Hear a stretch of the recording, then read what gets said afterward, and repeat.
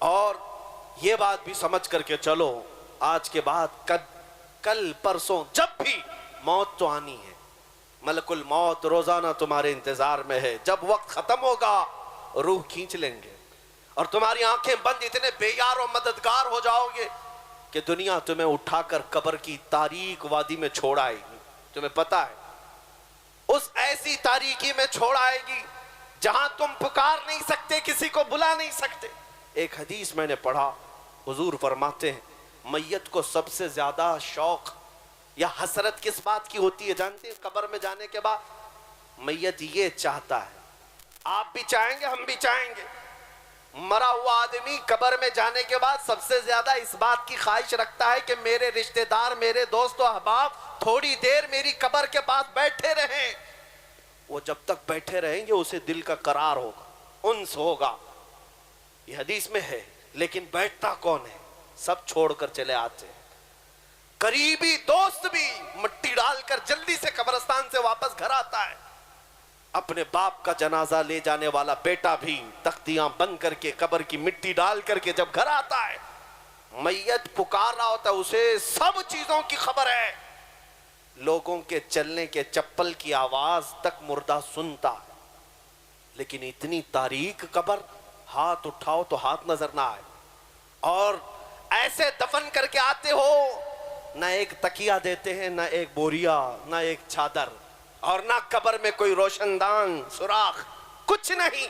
یہ باتیں میں کیوں کہہ رہا ہوں؟ توجہ، جب تم اپنے دوستوں کو بھی جاتے ہوئے دیکھو گے، تمہیں دفن کرنے والا بیٹا بھی جاتے ہوئے دیکھو گے، بھائی بھی جاتے ہوئے تم دیکھ رہے ہوں گے، قبر کے اندر سب چھوڑ کر چلے جائیں گے، اندھیرا اندھیرا اندھیرا قبر کا۔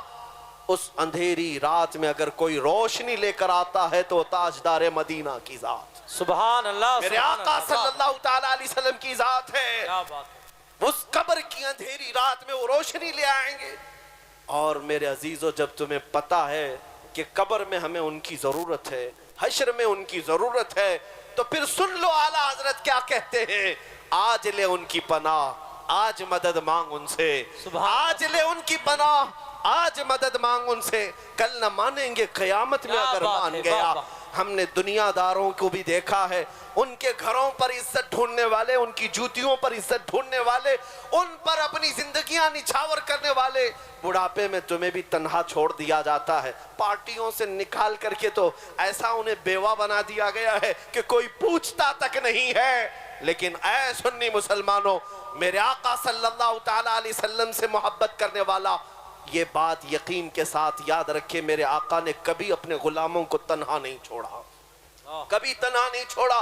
ابو اللیث سمرقندی رحمت اللہ علیہ فرماتے ہیں، ایک واقعہ لکھتے ہیں، مکہ مکرمہ میں ایک شخص کا انتقال ہو گیا تھا، اور جیسے ہی وہ انتقال کر گیا اس کا چہرہ جانور کی طرح بن گیا۔ ایک ہی بیٹا تھا، سنو، ایک ہی بیٹا تھا، اور باپ کا چہرہ جانور کی طرح ہو گیا، کچھ گناہ کیا ہوگا، کچھ غلطیاں کیا ہوگا۔ اب بیٹے نے جب باپ کا چہرہ بگڑتا ہوا دیکھا، فوراً دروازہ گھر کا بند کر دیا، اور دیکھ کر کے میت کو ڈر لگنے لگا کہ اب لوگوں کو دیدار کراؤں کہ نہیں کراؤں، جنازہ اٹھاؤں گا، لوگ تو دیکھنے آئیں گے، دفن کیسے کروں؟ گھر کی عورتوں کو سب کو سمجھا بجھا کر بٹھا دیا اور کہا اب میں اعلان نہیں کروں گا، باہر دفن کرنے نہیں لے جاؤں گا، گھر کے اندر ہی گڑھا کھود کر اپنے باپ کو یہیں دفن کر دیتا ہوں تاکہ کسی کو پتہ ہی نہ چلے، ورنہ بے عزتی ہو جائے گی، بڑی ذلت اٹھانی پڑے گی۔ نوجوان لڑکا گھر میں روتا ہوا بیٹھا ہے، میرے باپ کے ساتھ کیا ہو گیا؟ وہ رو رہا تھا، اچانک اس کے گھر کے دروازے سے کھلنے کی آواز آئی، اچانک دروازہ کھلا، ایک بزرگ گھر کے اندر آئے، وہ آتے ہی ان کے چہرے پر چادر تھی، وہ سیدھے میت کے پاس گئے، چادر ہٹائی، اس کے چہرے پر ہاتھ رکھا، پھر چادر بند کر دی، پھر اس نوجوان لڑکے کے پاس آئے، وہ بزرگ کہتے ہیں کیا ہوا بیٹا، کیوں رو رہا ہے؟ نوجوان لڑکا کہتا ہے میں تو آپ کو دیکھا نہیں، کہاں سے آپ اندر آ گئے، میں نے دروازے سب بند کر دیے تھے، لیکن اب آپ آ گئے ہیں تو کیا دیکھتے نہیں میرے باپ کا چہرہ بدل گیا ہے، میں اپنے باپ کو لوگوں کے سامنے کیسے جنازہ اٹھاؤں؟ آپ نہیں دیکھتے چہرہ جانور کی طرح ہوا ہے۔ وہ آئے ہوئے بزرگ نے کہا بیٹا جا کے دیکھ تو صحیح، تیرے باپ کا چہرہ سلامت تو ہے، کچھ ہوا نہیں۔ وہ نوجوان کھڑا ہوا، اور گیا اپنے باپ کی لاش کے پاس. چادر ہٹائی تو دیکھتا ہے اپنے باپ کا چہرہ چاند کی طرح چمک رہا ہے, سبحان اللہ. خوبصورت ہے. وہ خوشی کے مارے روتے ہوئے سجدہ شکر میں گر گیا. اللہ کا شکر ادا کرتے ہوئے پھر کھڑا ہوا.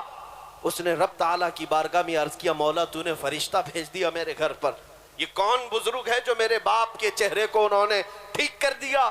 اس وقت تک وہ بزرگ گھر سے نکلنے کو تھے, دروازے تک پہنچے تھے. یہ دوڑتا ہوا آیا اور ان کا دامن پکڑ لیا, کہا آپ کون ہیں؟ اللہ کا فرشتہ, اللہ کی طرف سے آئے ہوئے, آپ نے میرے باپ کے چہرے کو ٹھیک کر دیا, یہ احسان کیوں کیا؟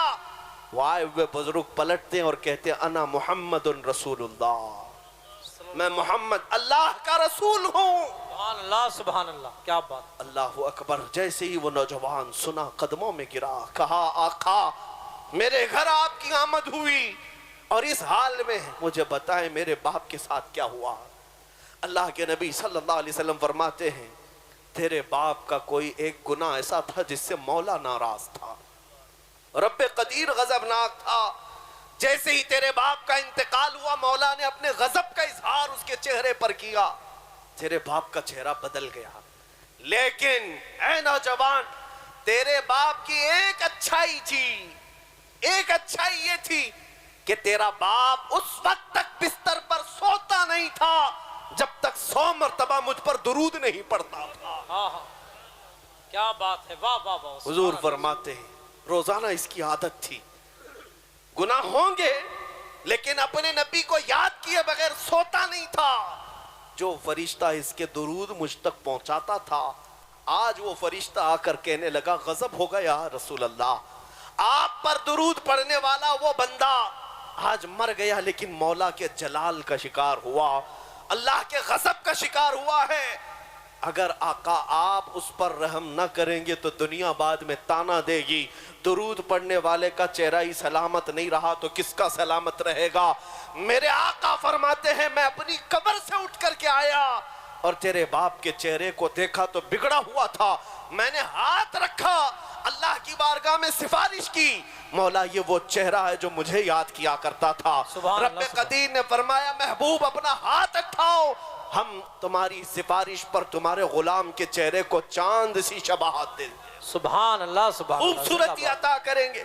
اللہ تبارک و تعالیٰ نے اس بندے کو میرے آقا کی سفارش پر پھر سے وہ حسن و جمال عطا کیا. میں یہ بات جب پڑھتا ہوں آنکھیں بھیگ جاتی ہیں, اسی لیے پھر بریلی کے امام کی بات یاد آتی ہے, جو نہ بھولا ہم غریبوں کو رضا, جو نہ بھولا ہم غریبوں کو رضا, یاد اس کی اپنی عادت کیجئے. اے مسلمانوں میں آج پھر سے تمہیں قریب لا کر کے کہتا ہوں ادھر ادھر مت دیکھو. اگر تمہارے دردوں کو کوئی آج سمجھنے والا ہے, تمہارے غموں کو اور تمہارے غم کی داستان کو کوئی اگر سننے والا ہے تو وہ میرے آقا کی ذات ہے, وہ تاجدار مدینہ کی ذات ہے. دنیا تمہارے غموں پر ہاتھ نہیں رکھتی, یہ تمہارا مذاق اڑاتی ہے. تم جس کے پاس جا کر کے شکایت کرتے ہو ہمارا یہ حال ہو گیا, ہمارا وہ حال ہو گیا, ہم نے دیکھا ہے کہ یہ دنیا داروں نے ہمیشہ ہمارا مذاق اڑایا ہے. تمہارے ہاتھ میں 2 چاکلیٹ دے دیں گے, تمہارے ہاتھ میں کوئی چیز تھما کر کے بھیج دیں گے, لیکن تمہارے دردوں کا مداوا کرنے والا کوئی نہیں. اگر کوئی ہے سچی محبت تم سے کرنے والا وہ آمنہ کا لال ہے, وہ میرے مصطفیٰ کی ذات ہے. اسی لیے میں کہتا ہوں جو قبر میں جا کر کے بھی میرے آقا ہم گنہگاروں کو یاد کرتے رہے, معراج کے سفر میں پہنچ کر اپنے رب کریم کی بارگاہ میں ہم گنہگاروں کی سفارش کرتے رہے, کیا تمہیں یہ زیب نہیں دیتا کہ آج رسول پاک صلی اللہ علیہ وسلم کے لیے اپنی زندگیاں وقف کر دو, اپنے شب و روز وقف کر دو. جو نہ بھولا ہم